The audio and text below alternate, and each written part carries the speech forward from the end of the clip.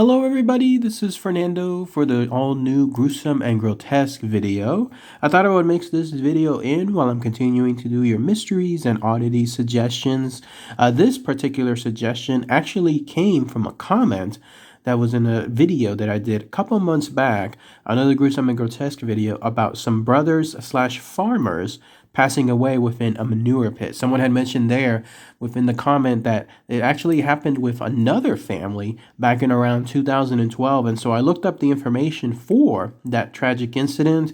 And sure enough, it's almost to the T when it comes to how similar these circumstances were. And in this case, at least with what happened to this family, it definitely happened much quicker. I mean, when I was reading the information associated with it, it was almost like moments when it comes to these slurry pits and how dangerous they can be, moments between being safe to lethally dangerous. So definitely something, again, that there should be a lot of safety and guidelines and just making sure that there's a lot of precaution tied to these.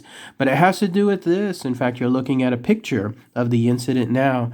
It's the Spence Family slurry deaths, and I'll provide all the details associated with them and how they ended up passing away within the manure pit. Again, pretty gruesome stuff, but here's essentially how it goes. You have to go back to September 15th, 2012, there in an area called Hillsboro, and then that's where this family had a farm, and within that farm they had a slurry pit. Now in the other case, it was more along the lines of a manure pit. I'm guessing that it's the same. Someone might have to fill me in, like if there's subtle differences with regards to being a slurry pit as opposed to it being a manure pit, but the dangers are still the same when it comes to this. In fact, with a slurry pit, the way I was reading this information is it's essentially having a huge amount of cattle manure mixed in with water, and then this is in turn placed into some kind of very large receptacles or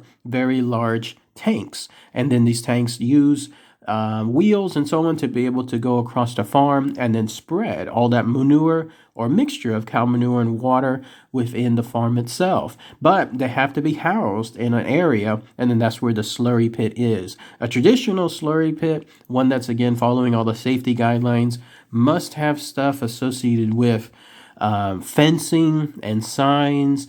No easy way, in other words, to fall into it. Nothing in terms of accidentally just coming across it and not realizing the dangers that you're in. No, it must be fenced or covered off. And then anyone that's within the slurry pit has to have a breathing apparatus and also protective clothing. Again, very similar to what I was talking about on the manure pits on the other video. By the way, I'll include the link for it below in case you haven't seen that video.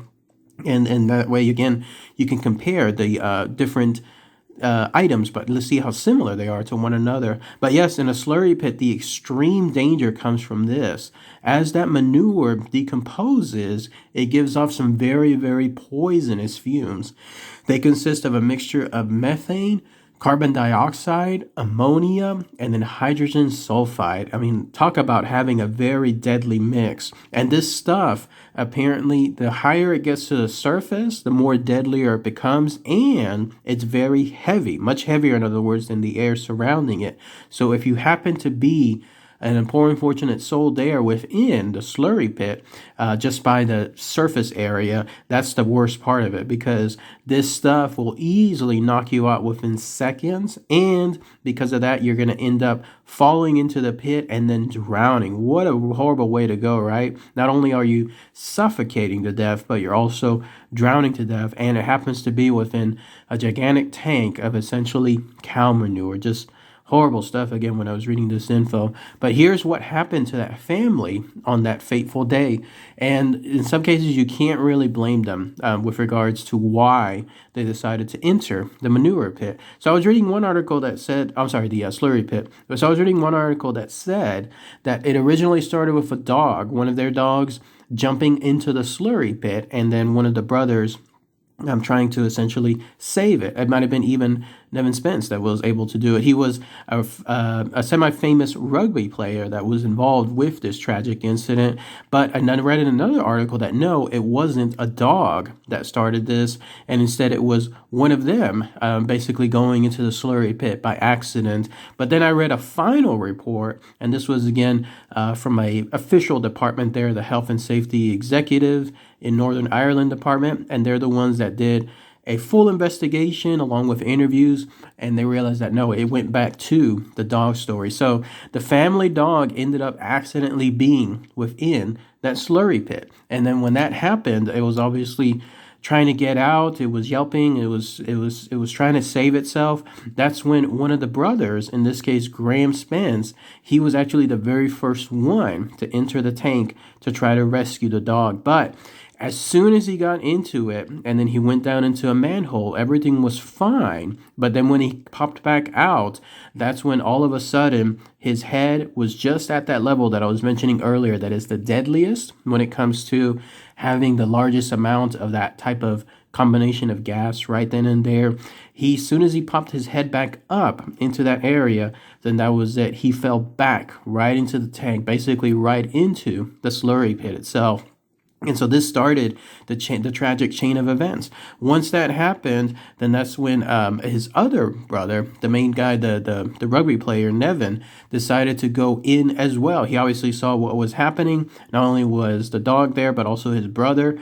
And it's moments, in other words, between having being alive and then being dead within that slurry pit. So the brother immediately went in after him. But again, moments later, he too was overcome by these toxic fumes, and then he fell within the slurry pit. Again, it's almost like the dog went in first, and the ladder was dropped in, and then the first brother, Graham, went in. He ended up dropping in, and then Nevin, the other brother, decided to go in, and he ended up dropping in.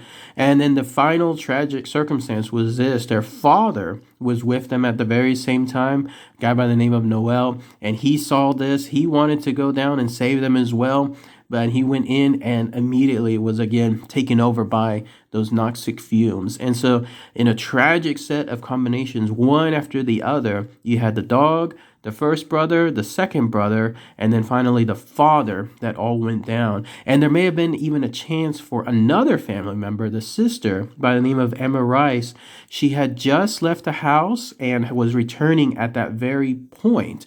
And the way she was stating it was she saw the what was happening and immediately went over to that particular area, that slurry pit / tank. And when she went in, she tried to find her father and then pull him out.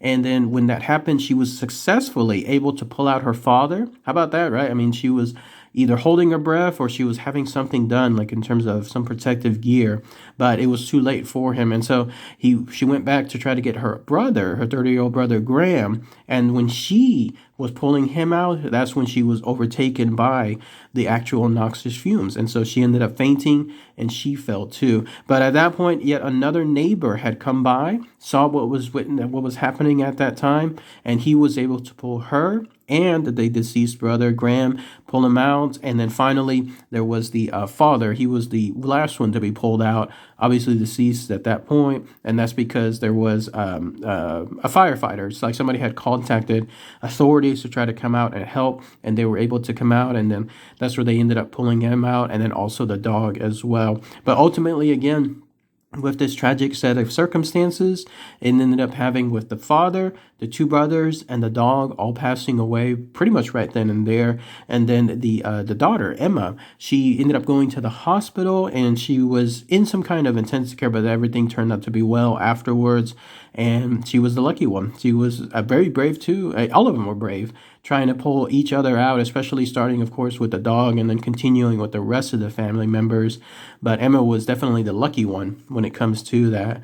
But that's pretty much it. That's the information associated with this very horrific incident, just one after the other, all of them being victims associated with this the slurry pit. In fact, I was reading part of the article that said in that area, just locally, just in that specific area, there were at least 6 deaths involving manure / slurry pits within the past 10 years, within the past decade there.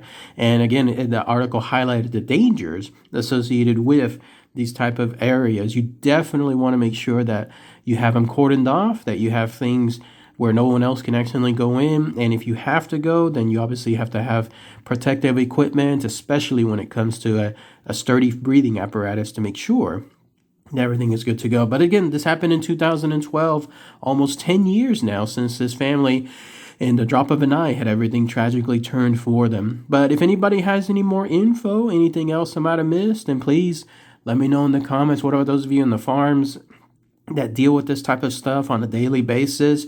Maybe you know more information about slurry pits or manure pits. Let me know just if you want to affirm, just how easily and deadly these things are and what type of precautions you have. I'd love to hear what your comments are below. So what about those of you that are in the Hillsborough area? If you know more info on the local level, I'd love to hear that too. All right, everybody. Thanks again as always. Take care.